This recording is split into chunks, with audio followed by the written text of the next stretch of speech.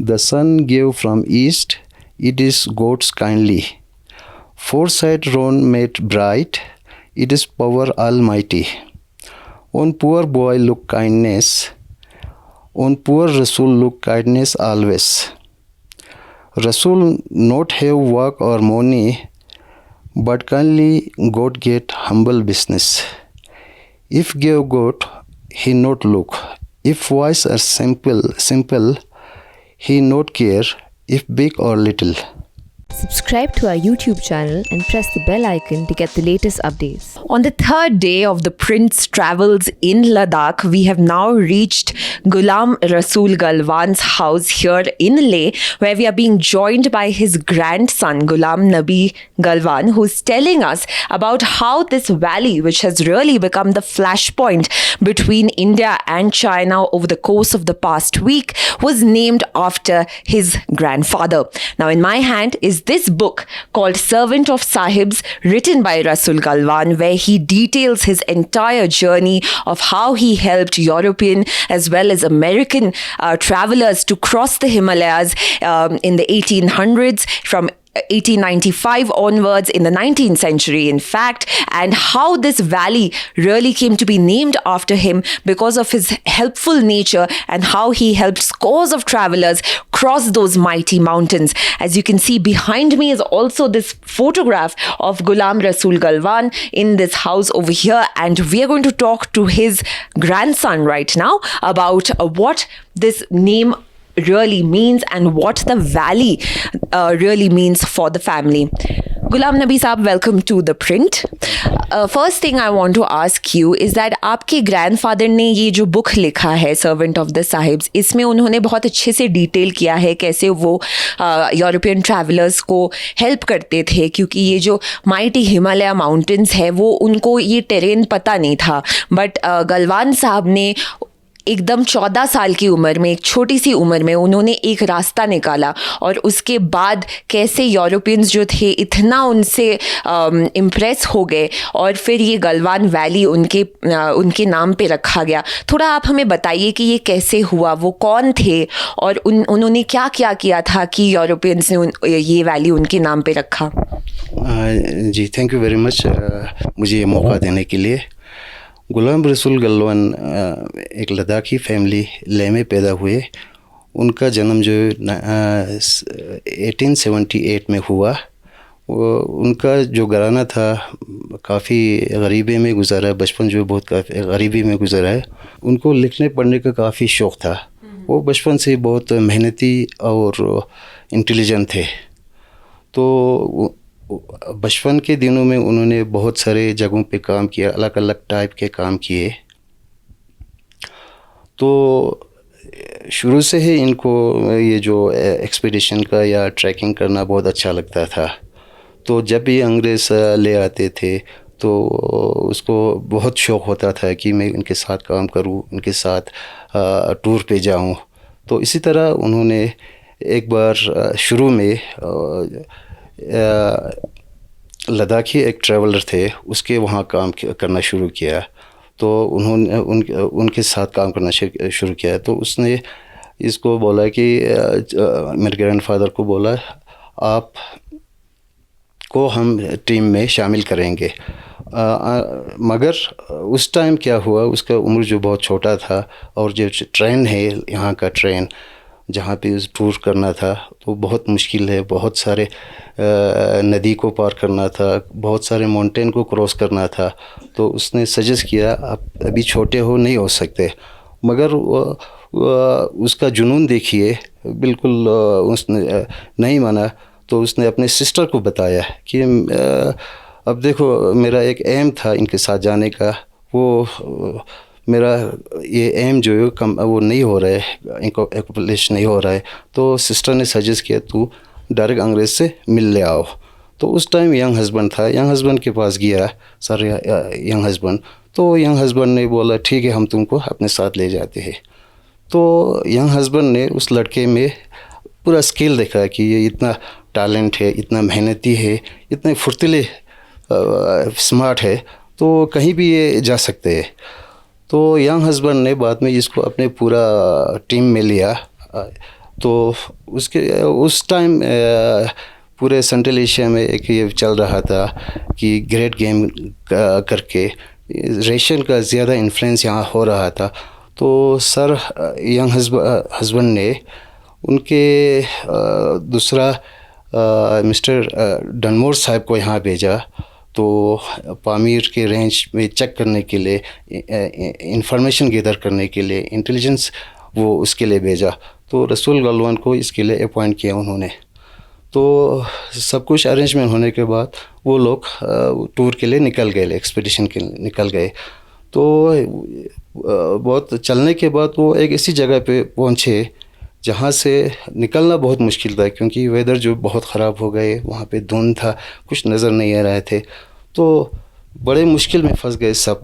तो जितने भी कारवां में मेंबर्स थे वो सब परेशान हो गए और ऊपर वाले को याद करने लगे कि अब यहाँ से आगे चलना मुश्किल है और बचना भी बहुत मुश्किल है।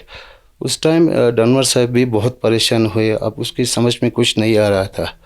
अब चूँकि गलवान रसूल उनके साथ थे, तो उन्होंने गलवान रसूल को रिक्वेस्ट किया कि अब कुछ इसका सलूशन निकल जाए। गलवान रसूल जो है वो एक मेंटली और फिज़िकली बहुत स्ट्रॉन्ग आदमी थे।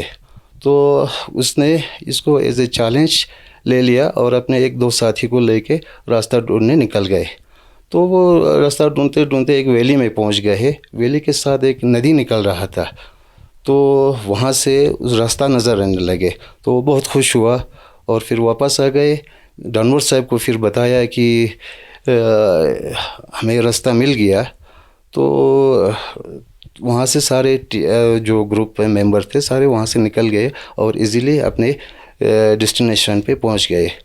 तो मतलब यही कि इतना मतलब लोगों को बचाने का पूरी टीम को उन्होंने बचाया रास्ता दिखा के। तो डनमोर साहब बहुत खुश हुआ और उसने सजेस्ट किया कि इसका नाम जो है गलवान वैली होना चाहिए, गलवान रिवर होना चाहिए। बाद में अभी तो गलवान वैली के नाम से बहुत मशहूर हुआ है। And also, I want to tell our viewers that Galwan was young at 14 years of age, and he used to live with his single mother, as he says in this book. And they had a really difficult time. पैसे को लेके उनको थोड़ा दिक्कत हो रहा था उस टाइम पे, पर वो इतना कमिटेड था सबको हेल्प करने में कि वो अपने छोटे से उम्र में भी वो निकल जाता था। वो अपने माँ के लिए कुछ भी करने के लिए तैयार होता था। एक और इंस्टेंस है इस बुक में जिसमें वो बोल रहे हैं कि लेह में वो एक टाइम पे वो अपने दोस्त के साथ वो थे और वो भाग रहे थे ले सिटी में, और बीच में चाइनीज़ कहीं से आ गए और फिर उनको लगा कि ये मुझे मार डालेंगे। उस बारे में थोड़ा बताइए। ऐसा है कि मतलब लद्दाख ले जो पहले सेंट्रल एशिया का एक ट्रेड सेंटर हुआ करता था, जहाँ पे हर कंट्री से आते थे। जैसे अफ़गानिस्तान से आते थे, यारकन से आते थे, सेंट्रल एशिया के बहुत सारे कंट्री से आते, तिब्बत से आते थे, इस तरह चाइना से भी आते थे। तो उन्होंने मतलब ये जो चाइनीज़ जो आए थे वो थोड़ा ये उनसे थोड़ा कही सुनी हो गई, तो उनके साथ झगड़ा भी हो गया। जी। तो उन्होंने ये बोला कि अब झगड़ा करना ठीक नहीं है। वो उस टाइम भी इतना सोबर नेचर के थे ना, तो उन्होंने ये मसला हल कर दिया कि मतलब लड़ने से इससे ये इसका भला नहीं हो सकता है। तो उस टाइप के थे जी। तो आपके फैमिली का काफ़ी बहुत गंभीर रिश्ता रहा है गलवान वैली के साथ, और आपकी जो फैमिली और चाइनीज़ के साथ भी थोड़ा सा मतलब ओवर द इयर्स थोड़ा इंसिडेंट्स होता रहा है, थोड़े छोटे मोटे। अभी रिसेंटली न्यूज़ में आ रहा है कि अभी चाइना ने बोला है कि गलवान वैली तो हमारा ही है। उन्होंने पूरा क्लेम कर लिया कि गलवान वैली हमारा है, पर आपके पूरे फैमिली का हिस्ट्री गलवान वैली के साथ जुड़ा हुआ है। तो आपको कैसा महसूस होता है इस बारे में? अब देखिए, ये जो हमारा ग्रैंडफादर के नाम पे ये गलवान वैली पड़ गया, हमको बहुत अच्छा लगता है, हम प्राउड फील करते हैं। और शुरू से ये मतलब हम बहुत बार रसूल गलवान उस रास्ते से गुज़रे हैं, और ये मतलब कोई वो मतलब किसी से पूछता नहीं था, ये उस टाइम से ही इंडिया का पार्ट रहा है। तो हमारा जो ये चाइना के साथ काफ़ी फॉर्चुनेटली बोले या अनफॉर्चुनेटली इनके साथ हमेशा ही ऐसा कन्फ्लिक्ट रहा है। जैसे चाइना के साथ गली में इनसे झगड़ना, फिर अब्दुल मजीद बेले का इनका सामना होना, और आज की डेट में फिर अगेन ये हो रहा है। तो मैं ये समझता हूँ कि जिस जगह पे रसूल गलवान ने इतने लोगों को बचाया, आज की डेट में ये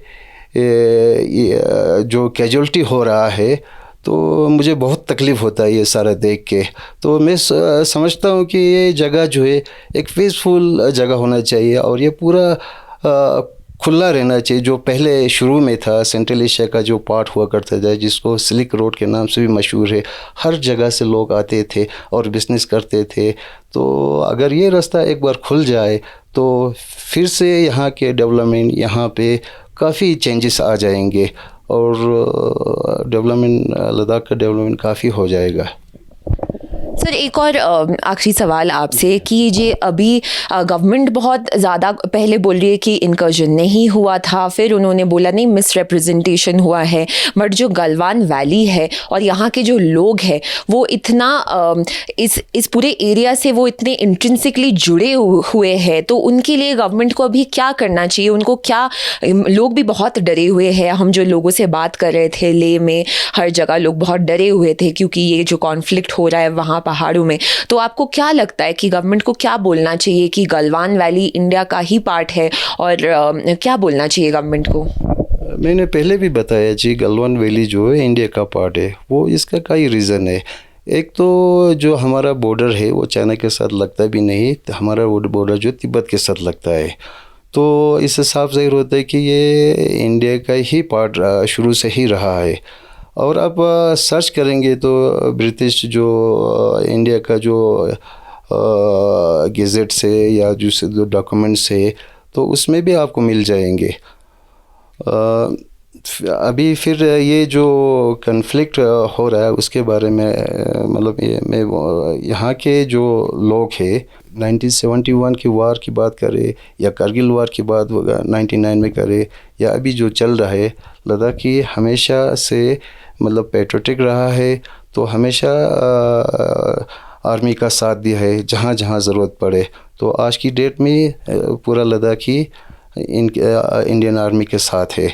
There are very true words coming there from Ghulam Nabi Rasool Galwan, who's telling us that that Galwan Valley, where it is right now, does not even share a border with China. In fact, they share a border with Tibet, and he has documents to prove the same. And he's also saying, keeping up the spirit of the Ladakhis over here, saying that we have always been patriotic, and conflicts will come and conflicts will go, but Galwan Valley and Ladakh will continue to remain a part of India. That's all for now. Thank you so much for joining The Print. This is Shravasti Dasgupta with Sajid Ali Mir in Leh, reporting for The Print.